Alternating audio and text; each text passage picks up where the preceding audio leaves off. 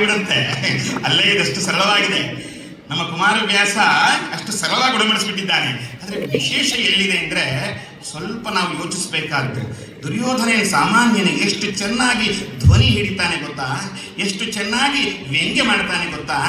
ಒಂದೇ ಮಾತು ಹೇಳ್ತಾನಲ್ಲ ಅವನು, ಆಹಾ ಗೋವಳಿಗತನ ನಿಮ್ಮ ಮೈಸಿರಿ ತಪ್ಪದಾಯ್ತೆಂದ. ನೋಡಿ ಆ ಮಾತು ಹೇಗಿದೆ, ಏನದ್ರ ಅರ್ಥ? ಎಲ್ಲಿ ಹೋಗುತ್ತೆ ದನ ಕಾಯೋ ಬುದ್ಧಿ ನೋಡಿ. ಅನೇಕರಿಗೆ ಸ್ಪಷ್ಟವಾಯಿತು. ಯಾಕೆ ಅಂತಂದ್ರೆ ನಮ್ಮ ಆಡುಭಾಷೆ ಇದು. ನಮ್ಮ ಆಡುಭಾಷೆಯಲ್ಲಿ ಹೇಳಿದಾಗ ಅವತ್ತಿನ